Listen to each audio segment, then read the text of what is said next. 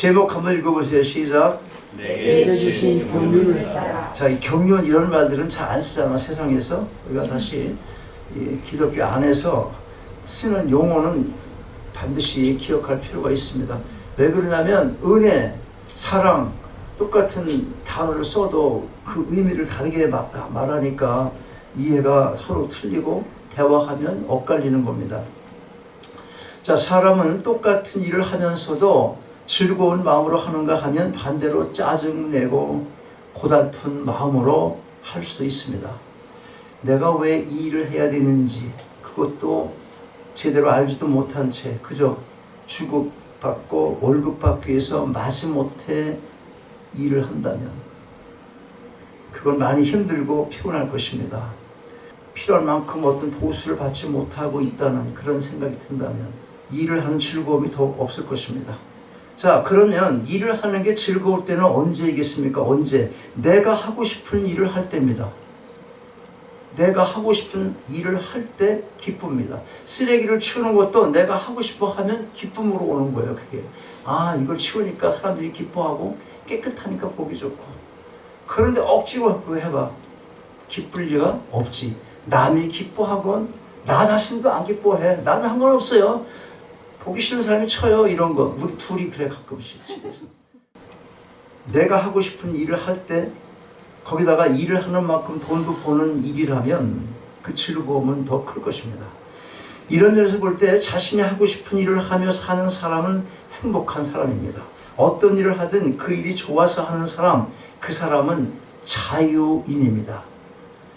그러나 하기 싫은 일을 마지못해 하는 사람, 억지로 하는 사람, 그 사람은 노예나 다름이 없습니다. 어떤 사람은 기쁨으로 하는데 맨날 하기 싫은 그런 걸로 하면 결국 그거 죽지 못해 하는 일이 되면 노예와 뭐가 틀리겠어요? 이런 사람은 불행할 수밖에 없습니다. 그러면 무엇이 문제입니까? 사람이 자기 하고 싶은 일만 하면서 살 수 있다면 좋겠지만 현실이 그렇지 못하다는 거예요. 생각해 보십시오. 세상에 자기 하고 싶은 일만 하면서 사는 사람이 몇이나 있겠습니까? 우리는 누구나 살다 보면 보기 싫은 사람도 만나야 되고 하기 싫은 일도 해야 할 때가 너무나 많습니다. 내 인생 자체가 내가 바라는 대로만 되는 게 아니기 때문에 그런 거예요. 세상 돌아가는 일이 그렇지 않습니까? 싫은 일도 부딪혀오고 어려운 일, 괴로운 일들도 닥쳐오게 되어 있습니다. 세상에는 내가 원하는 일보다 원치 않는 일이 더 많고 바라는 환경보다는 정말 바라지 않는 그런 환경이 훨씬 더 많습니다. 결국 인생은 누구나 힘들고 괴로울 수밖에 없어요. 자, 그렇다면 체념하며 의미 없는 삶을 살아야 되겠습니까? 여기서 우리가 중요한 한 가지를 알 필요가 있습니다. 나를 향한 하나님의 뜻입니다. 오늘 기도 속에서도 나왔어요. 하나님께서 왜 내게 이런 일을 시키시며 이런 환경을 주셨는가? 하나님께서 이 모든 것을 통해 나를 어디로 인도하고 계시는지 이걸 생각할 줄 알아야 하는 것입니다. 단순히 내가 원하느냐 원치 않느냐의 문제가 아닌 것입니다. 하나님의 깊은 뜻과 놀라운 섭리가 있습니다. 과거에 내게 일어났던 모든 일들과 지금 나의 환경 그리고 나의 모습 이 모든 것을 통해서 나를 향한 하나님의 깊으신 경륜이 있습니다. 이걸 깨닫기만 한다면 삶의 자세가 달라지고 세상 보는 눈이 달라지게 되어 있는 것입니다. 더 이상 하고 싶은 일, 하기 싫은 일 따로 구별이 없습니다. 하나님의 뜻에 있으면 그런 것들이 나를 지배하지 않아요. 내가 하기 싫다, 내가 하기 좋다 여기에 매이지 않는다는 거예요. 자유인이 되는 것입니다. 어떤 환경에 처해 있든지 지금 이 모습 그대로 기쁨과 감사 속에서 인생을 승리하며 살아갈 수 있게 되는 것입니다. 오늘 본문을 보면 바울은 하나님의 경륜을 고백합니다. 25절에서 이렇게 말해요. 내가 교회의 일꾼 된 것은 하나님이 너희를 위하여 내게 주신 경륜을 따라 하나님의 말씀을 이루려 함이라. 무슨 뜻입니까? 내가 지금 교회의 일꾼이 되었는데 이렇게 교회 일꾼 된 것은 하나님께서 내게 주신 경륜을 따라 되어진 것이라는 뜻입니다. 경륜을 따라 되어졌다. 경륜이 무엇입니까? 한마디로 하나님은 나를 사랑하셔서 나를 위해 모든 것을 주관하고 섭리하신다는 뜻입니다. 그렇습니다. 하나님께서는 세상 돌아가는 모든 일들을 주관하십니다. 공중의 새도, 공중에 많은 새, 단 그 한 마리라도, 성경에 나와 있잖아요. 참새 한 마리도 내가 허락지 아니하면 포수가 총을 쏘아도 떨어지지 않는다. 하나님의 허락 없이는 떨어지지 않는다는 거예요. 그런 하나님께서 나를 사랑하십니다. 적어도 십자가의 독생자를 내어주신 만큼 사랑하십니다. 그러므로 하나님은 나를 인도하시고 섭리하시기 위해서 세상 모든 것을 주관하십니다. 지금까지 내가 세상을 살아오면서 있었던 여러 가지 일들, 그리고 오늘 나의 환경과 형편, 이 모든 것이 하나도 우연히 된 것이 없습니다. 하나님께서 나를 위해 섭리하신 것입니다. 나를 향한 하나님의 이 모든 뜻과 섭리, 이것을 우리는 내게 주신 하나님의 경륜이라고 부르는 것입니다. 바울의 경우를 봐요. 바울은 다메섹으로 가는 길에서 주님을 만나 예수를 믿게 됩니다. 그런 다음 자기 모든 지난 생애를 다시 해석을 합니다. 어떤 사건이 있습니다. 어떤 사건. 그 사건이 사람에게 다가오는 의미가 다 다른 것입니다. 그러니까 똑같은 사건 가지고 다 의미가 다르게 해석을 하는 거예요. 기독교인은 하나님의 세계관으로, 하나님의 관점에서 모든 것을 해석할 수 있어야 된다는 거예요. 바울이 그렇게 되는 거예요. 자기의 모든 지난 생애를 다시 해석을 하는 것입니다. 여기서 그는 놀라운 사실들을 발견합니다. 그는 유대인이었지만 유대 땅이 아닌 이방 땅 길리기아 다소라는 곳에서 태어났습니다. 이방 문화, 특별히 당시 세계를 지배하고 있던 헬라 문화에 익숙했습니다. 예수 믿기 전에는 이것이 자기 생에 있어서 뭘 의미하는지를 몰랐습니다. 전혀 몰랐지만 그러나 믿고 나서 보니까 이방인에게 복음 전하기가 쉽더라는 것입니다. 그리스 문화에서 내가 그 공부를 하고 철학을 공부하고 이런 것들이 지금 내가 복음 전하는데 얼마나 유효한 건지 이걸 깨달은 거예요. 그러니까 로마의 정치 지배를 받았지만 문화는 그리스 문화를 그대로 같은 로마 제국이 형성돼 있잖아. 바울이 그걸 깨달은 거예요. 그럼 여러분 미국 불렀어요. 미국으로 불렀어. 뭐가 있어야 되잖아. 세상에서가 아니라 뭐 애들 교육 잘 시키고 뭐 그런 거 얘기하는 게 아니라 우리 교회로 불렀으니까 또 한국에 있었으면 하나님 전혀 믿을 만한 위치에 있지 않았는데 여기 와서 믿게 됐어. 여기 와서 믿게 된 건 그런 자연으로 유도한 거지만 하나님의 모든 섭리가 그 안에 있었기 때문에 믿게 됐잖아. 그러면 내가 이 땅에 온 것이 뭐야? 하나님 뜻이죠. 그러면 어떻게 내가 살아야 할 것인지를 하나님의 뜻 발견하면서 그걸 찾아나가야 된다는 거예요. 그냥 이렇게 살다 죽는다. 얼마나 허망합니까? 그러려고 이 땅으로 부르셨을까 하나님께서. 그러려고. 이것이 하나님의 뜻으로 찾아나가면 그때부터 자유한 거야. 이래서 내가 이 나이까지 일을 하고 이 나이까지 이런 환경을 하나님께서 나한테 이렇게 만들어주시고 그렇지. 늦었지만 이제라도 뭐 이런 게 있어야 된다는 거예요. 당시 온 세계가 그리스 문화입니다. 온 세계에 복음을 전할 수 있었던 거예요. 베드로도 요한도 어느 제자도 할 수 없는 일을 바울 자신이 하게 됩니다. 이 얼마나 오묘한 하나님의 경륜입니까? 바울은 공부 많이 했어요. 가말리엘 문화에서 당대 최고의 지식을 쌓았습니다. 나중에 보니까 오늘 본문 속에서 기독교 교리를 정리하고 또 신학의 많은 서신들을 기록하게 하는 하나님의 뜻이 있었던 것입니다. 모든 것이 다 새롭게 해석됩니다. 그의 생에 무의미한 것이라고는 하나도 없습니다. 전부가 하나님의 경륜 속에 있는 거예요. 자, 모든 것이 다 새롭게 해석됐어요. 그의 생애에 무의미한 것이라고는 하나도 없었습니다. 다 하나님의 무슨 속에 있었어? 경륜 속에 있었다 하는 것입니다. 심지어 그가 믿기 전에 교회를 핍박했던 것도 오히려 자극이 되었고 후회가 되어서 더 열심히 주님을 섬기게 하는 동력이 되었던 것입니다. 그뿐이 아닙니다. 그에게는 육체의 가시가 있었습니다. 무슨 병인지는 분명치 않지만 아주 심각한 병이었던 것으로 보여집니다. 그는 결정적인 병을 가지고 평생을 고통받으며 살았습니다.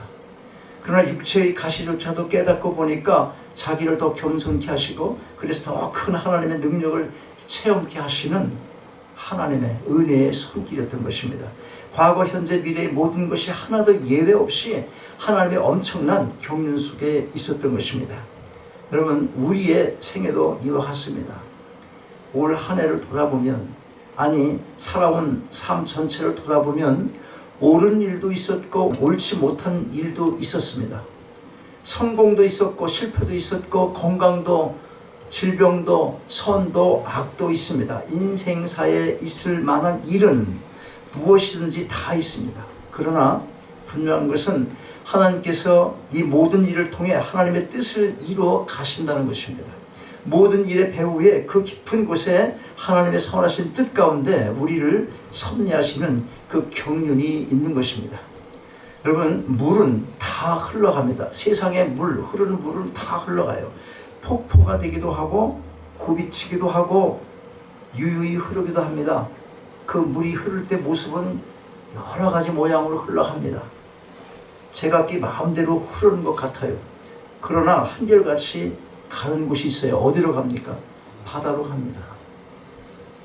모든 부조리한 역사, 악하고 모순된 것처럼 보이는 모든 일들도 결국 합쳐서 하나님의 지시하신 방향으로 그 목표를 향해서 흘러가고 있는 것입니다. 우리는 때때로 세상살이를 두고 도무지 이해할 수 없다고 생각합니다. 어떤 경우에 있어서 어떻게 이럴 수가 있을까? 부조리하고 불합리하다고 생각을 합니다. 그러나 우리의 좁은 머리로 하나님의 뜻을 다 알 수가 없을 뿐이지 하나님의 일에는 부조리는 없습니다. 철학자들은 부조리의 논리를 갖고 있습니다. 그건 부조리지만 부조리 자체가 논리적인 거래요. 그게 라지컬하다는 거예요. 부조리가 있는데 그 부조리 자체도 우리 생각에는 이해가 안 되는 것이지만 하나님이 볼 때는 부조리한 게 아니라는 거예요. 그 자체도 논리에 맞다는 거예요. 그런 게 뭐가 있습니까? 삼위일체의 논리가 바로 그런 거 아니겠어요? 거기에 하나님의 뜻이 있을 뿐인 것입니다. 그런가 하면 때때로 우리는 세상살이를 두고 우연이라고 생각합니다. 하지만 사람들이 우연이라고 부를 수 있을 뿐이지 세상에 우연은 없습니다. 믿지 않는 사람들은 하나님의 섭리 가운데 이루어지는 필연이라는 말을 모르기 때문에 우연이라고 말하는 거예요. 우연이라고. 모든 것이 하나님의 뜻과 섭리 속에서 이루어져 가고 있는 것입니다. 하나님의 그 오묘하고 놀랍고 깊은 엄청난 뜻을 우리가 감히 다 헤아릴 수 없을 뿐인 것입니다. 모세를 보세요. 모세 80살에 하나님의 음성을 듣고 하나님의 일을 시작합니다. 그러나 모세를 향한 하나님의 뜻이 80살에 시작되었겠습니까? 돌이켜보니까 모세가 세상에 태어날 때부터 갈대 상자에 실려 나일강에 떠내려 갈 때부터, 그때부터 하나님의 경륜의 손 거기에 붙들려 있었던 것이에요. 바로의 궁전에 들어가 공주의 아들로 애굽의 학문을 40년간 배우면서 살았습니다. 그 학문이 지도자의 자격의 요소가 되었음을 말할 필요가 없습니다. 이게 어떻게 우연한 일이겠습니까? 그 실수 어때요? 실수. 우리가 아는 대로 젊은 시절 모세는 자기 민족을 구하겠다는 혈기로 애굽 사람을 때려 죽였습니다. 그 대가로 광야로 도망을 쳐서 40년이란 긴 세월을 쓸쓸하게 보내게 됩니다. 그러나 하나님의 경륜은 인간의 실패와 실수 가운데서도 그보다 훨씬 깊고 그보다 훨씬 오묘하게 움직이고 있었습니다. 광야 40년의 추방 생활로 말미암아서 모세는 혈기가 다 죽고 지극히 온유한 사람으로 변화가 되었던 것입니다. 생각해 보세요. 광야 40년 없이 모세가 이스라엘을 애굽에서 인도했다면 어떻게 되었겠습니까? 백성들이 불평하고 원망하며 돌을 던질 때 아마 수십 번도 더 칼을 뽑았을 겁니다. 그렇게 했다면 어떻게 되었겠어요? 가나안 땅은커녕 광야에서 자기들끼리 싸우다가 다 죽었을 것입니다. 모세의 실패와 실수를 통해서도 하나님의 경륜은 이토록 오묘하게 움직이고 있었던 것입니다. 우리는 모든 것을 이해관계로 계산하고 따집니다. 내게 얼마나 이익이 되느냐 따져봐서 좋으면 하고 싶은 일이 되는 것입니다. 내게 이익이 되느냐 안 되느냐 곰곰이 따져봐. 그래서 이익이 되면 내가 하고 싶은 일이 되는 거예요. 내 소유에, 내 명예에, 내 지위에 얼마나 이익이 되고 손해가 되느냐, 이게 제일 중요한 것으로 생각을 하는 것입니다. 심지어 결혼식 부조금도요, 내가 얼마 하면 저쪽에서 얼마 하겠지 계산합니다. 그게 잘 맞지 않았고 친구끼리 어떻게 돼? 절연되는 상태가 일어나는 거예요. 이해 타산이 안 맞으면 친구도 절연을 하는 것입니다. 나는 결혼식 그 부조금 때문에 헤어지는 그런 친구들 사연 보면 기가 막히더라고, 정말. 자, 이러니 손해를 본다는 것은 곧 실패와 같은 거예요. 소유의 손해가 왔어요. 지위의, 인격의 손상이 온 겁니다. 이걸 실패로 생각하니까 괴롭습니다. 현대인들은 손해와 이익을 따지는 데는 컴퓨터보다 난지도 몰라요. 얼마나 예민하게 따지는지. 이러니까 믿음이 있다고 하지만 조금이라도 손해가 날 때는 하나님도 이웃도 안 보이는 거예요. 교회도 안 보입니다. 10년, 20년씩 다니고 무슨 교회가 있는데 내가 여기서 고생해 딴 데 가지. 딴 교회로 가는 사람도 있고, 같이 합하여 일을 하고 재정적인 게 모자르면 좀 도와서 그거 다 하려고 돈 갖고 있는 거 아니야? 그렇게 하고 있어서 교회를 살릴 생각 안 하고 빠져나가는 그런 교회.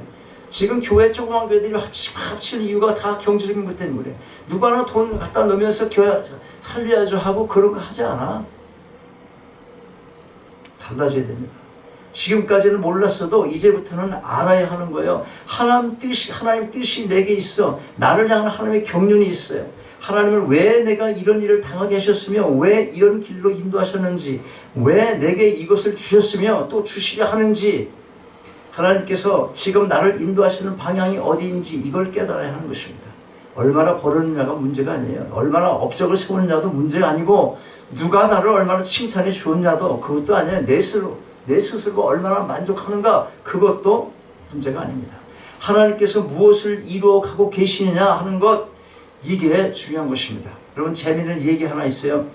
금술이 좋은 이제 60이 된 한 노인 부부가 있어요. 하루는 천사가 나타나서 소원 한 가지씩을 묻습니다. 이건 흔히 있는 예화예요. 다 들어봤을 거예요. 할머니가 먼저 말합니다.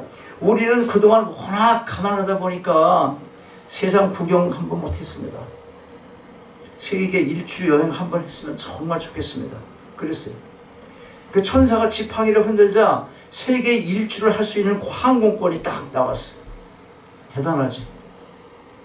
그럼 누구 차례 이제 할아버지한테 물어야지. 할아버지한테 물어서, 할아버지는 뭘 원하냐고 물었어. 60대 된 할아버지가 이렇게 얘기하는 거예요. 나는 나보다 30살 더 젊은 여자하고 이제부터 살았으면 좋겠습니다. 이루어졌겠어, 안 이루어졌겠어?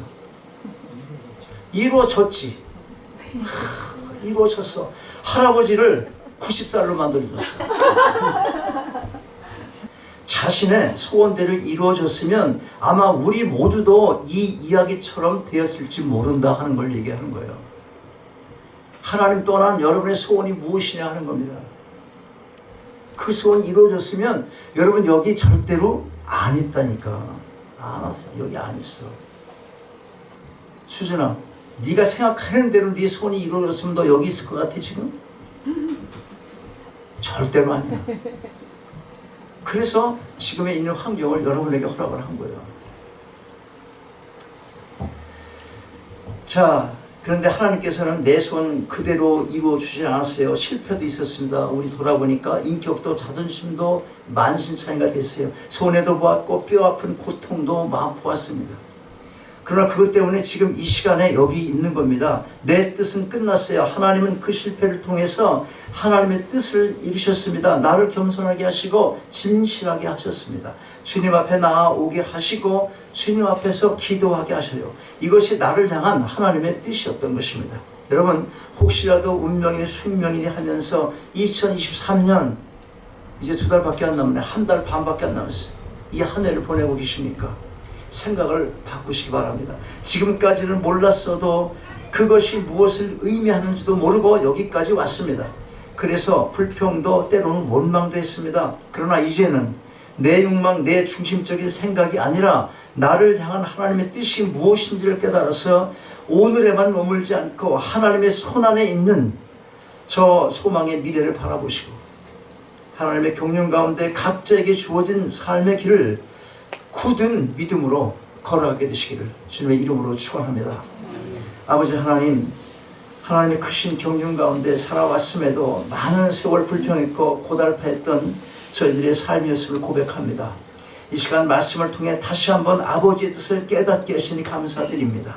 아버지 하나님, 하나님의 크고 깊으신 경륜 속에서 우리 위해 허락하시는 이 세상의 어려움들이 무거운 짐 되지 않게 도와주시고, 설령 때로는 힘든 삶의 자리에 우리가 있게 될때라도 그 모습 그대로 주님 약속하신 미래의 소망 가운데 주의 뜻 이루며 기쁨으로 살아갈 수 있도록 은혜 내려 주옵소서. 주 예수 그리스도의 이름으로 기도하옵나이다. 아멘. 일어나셔서 기도하겠습니다.